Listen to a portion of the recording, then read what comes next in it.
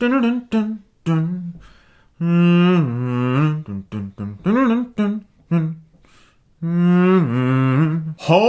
Alone! Finally! I've wanted to talk about this movie forever on my channel. I grew up with this film. This was my film when I was a kid. I must have replayed this VHS tape, I don't even know how many times, all the time. It was always on. I memorized the commercials that took place before Home Alone started, and sometimes the song from this Pepsi commercial still comes into my head. What makes you cool is your attitude, your inner self.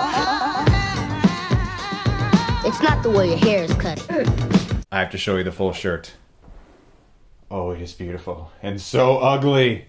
Oh, I love it. You. Every single winter, Home Alone is a must. Home Alone's been a staple of my entire life. I adore this film. Let's talk about it. This movie was the highest grossing film of 1990. I was 2 years old when it came out. I obviously did not see this film in theaters. And it stars a little innocent boy named Macaulay Culkin, who didn't stay innocent for very long. And little Kevin McAllister has such a huge family. You have his big brother Buzz. I wouldn't let you sleep in my room if you were growing on my ass.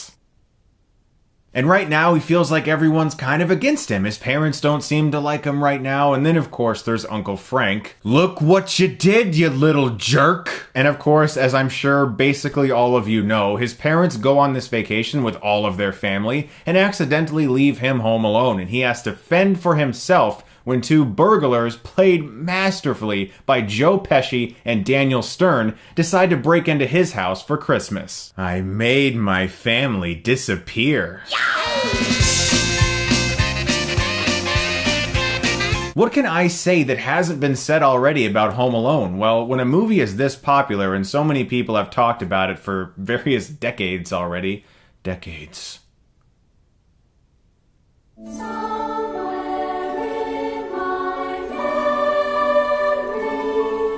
The best way that I can provide an original experience for you that's different from everyone else is tell you my personal stories involving this movie. One story that I swear to you is true. I'm not making this up. Right hand to my heart, this is true. There's a scene in this movie where Kevin McAllister decides to take a sled and go down the stairs of his home, and he launches out the front door. He's having the time of his life. Well, when I was a kid, I wanted to do that too. So I got in the laundry basket.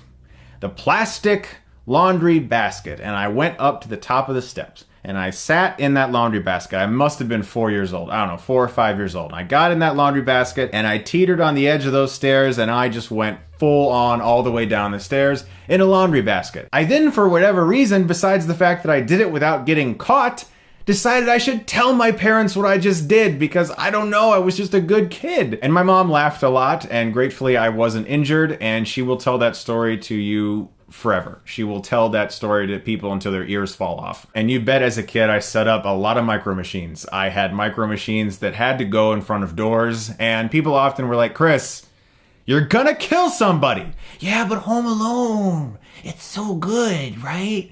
Yeah, it's funny, Chris, but you're gonna murder someone. Yeah. This movie has always had a profound impact on me because it speaks to the kid in all of us at the time. Every kid has that moment where he thinks the family is out to get him. Every kid hates their parents for a few days at some point, or their entire lives, who knows. But there's always that moment when you're a kid where you're like, everyone hates me, I hate my family, I want to be alone. I want to live alone. When I grow up and get married, I'm living alone. Do you hear me?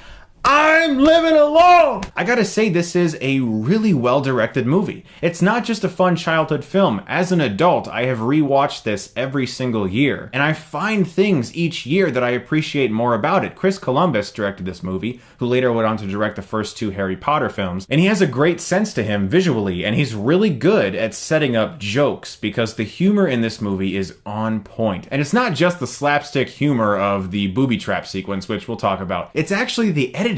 This is a really well-edited movie. He knows exactly when to put a pause, when not to put a pause, when to speed up the humor. It's really well made. I'm gonna get analytical about Home Alone. I don't care. Screw it. There's a scene that has perfect editing and perfect comic timing. It's such a small moment. Here's the scene. Let's wait and see who it is. We work this neighborhood too. Yeah. Supposing the cops finger us for a job, and they start asking us questions about a murder in the area. Won't it be nice to have a face to go with their questions? That's a good idea. Of course it's a good idea.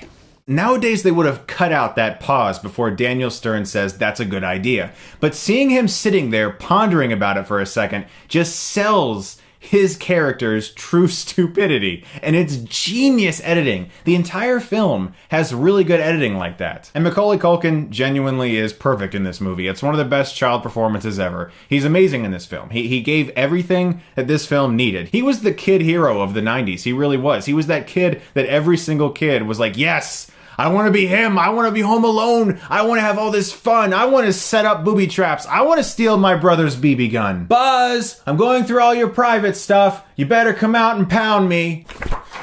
No clothes on anybody. Sickening. Now I gotta talk more about the Wet Bandits, Joe Pesci and Daniel Stern. As a kid, I always thought Joe Pesci was just hairy. I had never seen Goodfellas as a 5-year-old, obviously. But as an adult, after I saw Raging Bull and Goodfellas and Casino, and then I went back and watched Home Alone, I was like, oh my god, this was a really big departure for Joe Pesci. Shut it, Marv! And Daniel Stern as Marv, perfect casting. You can't even imagine him played by someone else nowadays. It's impossible to even comprehend someone other than Daniel Stern being with Joe Pesci in this movie. If you were to look at a photo of these two in the year 1989 or whenever they started making this movie, you'd probably be like, I don't know about that.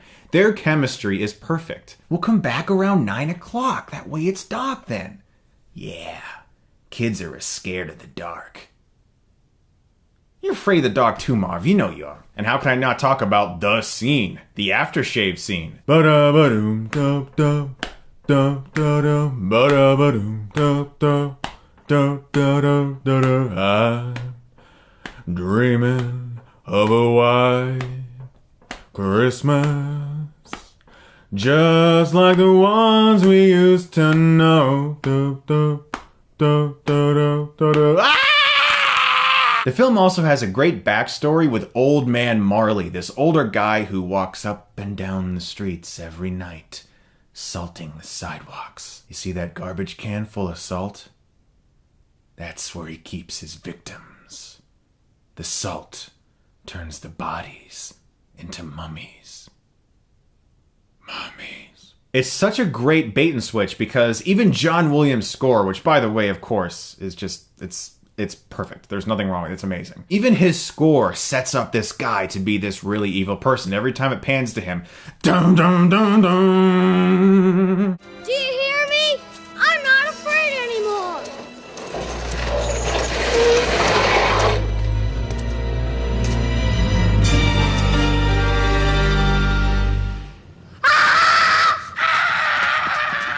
But then you get that beautiful, heartfelt scene in the church where Kevin runs into him by accident, and at first he's really scared, but this guy's like, you know what, kid? We need to talk. And then he tells his backstory about how he can't see his granddaughter anymore because he had this really silly argument with his son, which provides that hook, which in the final moments of this movie, virtually every time I watch it, I cry. A lot of it has to do with John Williams' music, but it is a film that has that hook in there as well of drama, especially involving Kevin when he begins to realize that he truly does love his family and wishes they were here. So not only is this a very funny, well-directed movie with great performances, it's also a film that kids can take away something special from in the message category. And that message is, hey, you don't want your family around? Well, try not having them around for a while. You might want them back soon. I gotta talk about Angels with Filthy Souls. The best fake movie inside a real movie ever. I tell you what I'm gonna give you, snakes. I'm gonna give you to the count of 10 to get your ugly, yellow, no good for flushing carcass out my door. 1, 2, 10.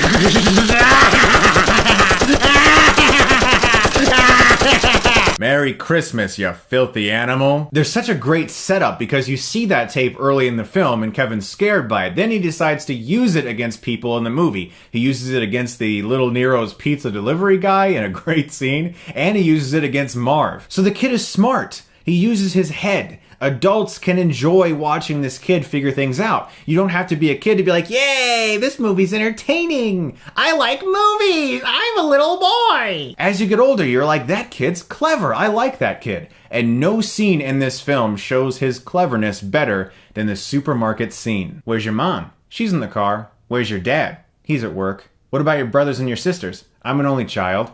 Where do you live? I can't tell you that. Why not? 'Cause you're a stranger. It's like the greatest comeback a kid has ever made in a movie. So let's talk about the booby trap sequence. As a kid, this was always the one I was most excited about. I was like, oh shit, the booby traps! Yes, the sequence with the booby traps! We're not gonna hurt you. Yeah, it's Santa Claus and his elf. Be a nice little fella and open the door.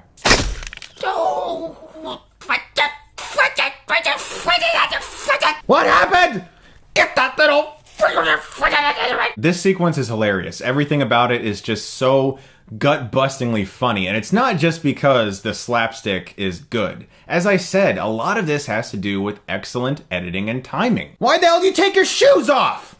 Why the hell you dress like a chicken? You guys give up? Or are you thirsty for more? You bomb me with one more can, kid, and I'll snap off your kahunas and boil them in motor oil! Hello, my house is being robbed. My address is 656 Lincoln Boulevard. My name's Murphy. I watch Home Alone every year. It never gets old. It never will. I adore this film. It's one of my favorite family movies. It's one of my favorite comedies. It's easily my favorite winter Christmas themed movie, and I'm gonna give Home Alone an A+.